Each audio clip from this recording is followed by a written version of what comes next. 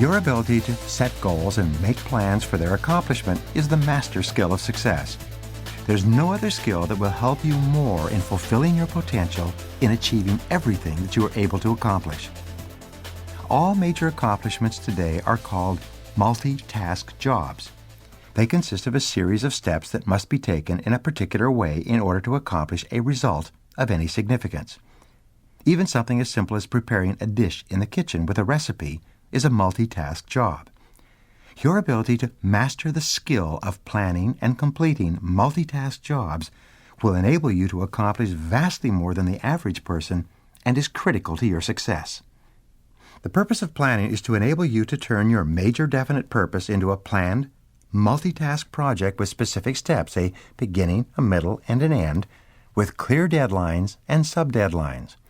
Fortunately, this is a skill that you can learn and master with practice.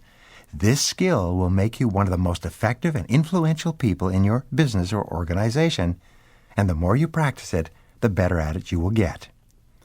Fortunately, in the previous sessions, you have identified and assembled all the ingredients necessary to create a plan for the achievement of one or more of your goals.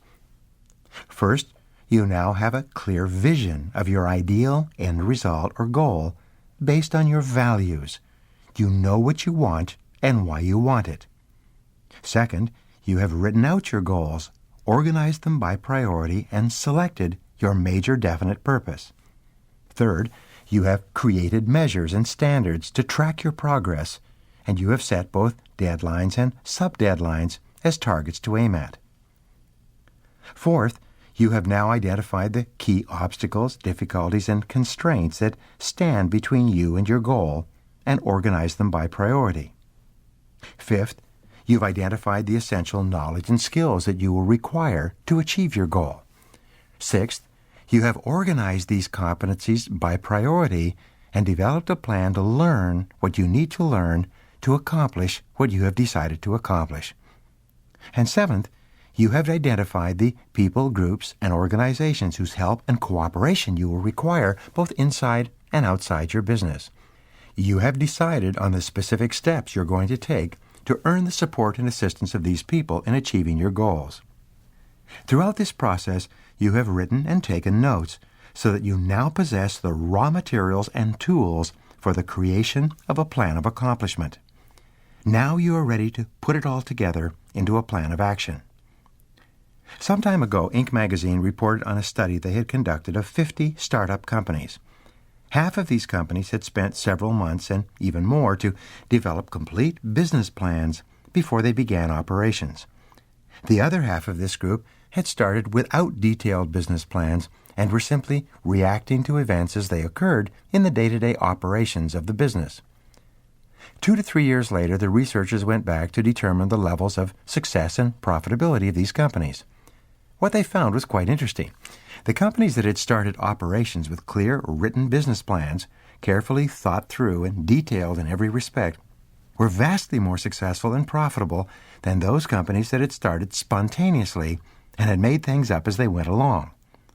The companies that had started on the back of an envelope, where the founders were too busy to sit down and do the detailed work of strategic planning, were almost all floundering. Many of them were already bankrupt and had gone out of business. Here was the most interesting discovery. When they interviewed the business founders, they asked them, "How often do you refer to your strategic plan in the day-to-day operations of your business?" In almost every case, the entrepreneurs and executives running the businesses had not looked at the strategic plan since it had been completed some months ago. Once it was done, they put it in a drawer and seldom revisited it until the following year, when they went through the strategic planning process once again. The most important finding was this: the plan itself was seldom referred to, but the process of thinking through the key elements of the business was vital to their success. General Dwight D. Eisenhower, after the successful invasion of Normandy in World War II, was asked about the detailed planning process that went into the invasion. He said, "The plans were not important, but the planning process was critical." It is the exercise of working through and discussing every key element of the business plan that is more important than any other step at the beginning. This is why Alex McKenzie, the time management expert, said, "Action without planning is the cause of every failure." An old military axiom says, "No plan ever survives first contact with the enemy." From the first day that you begin actual business operations, the situation will change so rapidly that your plan will become obsolete in many respects within a few days or even a few hours. But it is the process of planning that is most important. Scott McNeely of Sun Microsystems says, "In a startup business, you have to be prepared to throw out all your assumptions every 3 weeks." All successful people work from written plans. The great achievements of mankind, from the building of the pyramids forward to the great industrial operations of the modern age, were all preceded by and accompanied by detailed plans, carefully designed and thought through from beginning to end before they began. In fact, every minute spent in planning saves 10 minutes in execution.